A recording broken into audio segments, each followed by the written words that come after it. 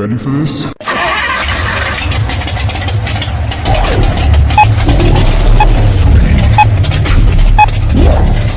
Alright guys, we're out here at Culp Lake, Springfield, Ohio, one of my favorite shows, out in the nice wooded area next to the lake.